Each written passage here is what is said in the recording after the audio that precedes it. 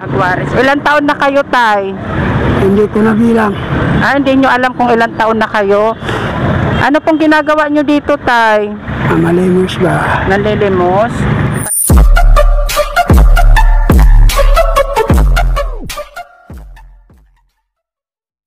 So yun na nga idol, for today's video, may nakita na naman po tayong tutulungan si tatay po. So nanlilimos siya, nakita namin siya naglalakad. So tutulungan natin siya, tatanungin natin kung ano yung ginagawa niya dito. So tara, ayun si tatay. Paupo. Hello tay, dyan lang kayo. Ano pong pangalan nyo, tay? Ako pala si Marlon. So tumutulong po sa mga kagaya nyo po. Malong. Aguares. Aguares. Ilang taon na kayo, tay? Hindi ko na bilang. Hindi nyo alam kung ilang taon na kayo. Siguro mga nasa 70 ganon. Ayuan ko na kayo na bahala.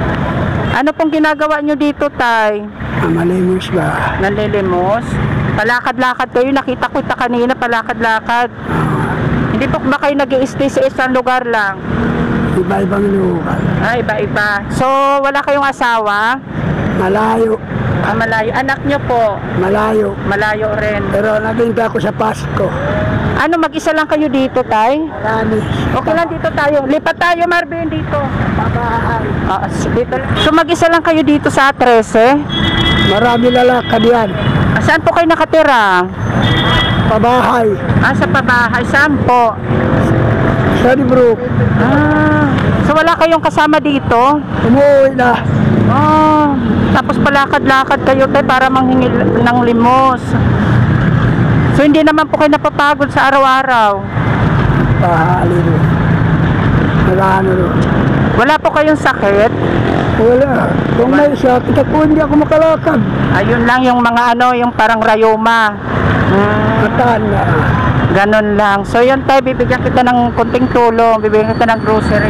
Malaking tulong po yun sa inyo. Wala na po kayong sasabihin? Wala na. Wala na. Ayun po yung camera natin. So yan, thank you tayo ha. Pumayag tayo. Wait lang, upo lang muna kayo dyan. Para sa inyo. Ano? May mga kape dyan, dilata. Yan, thank you tayo. Ikaw ay na lang kayo sa camera.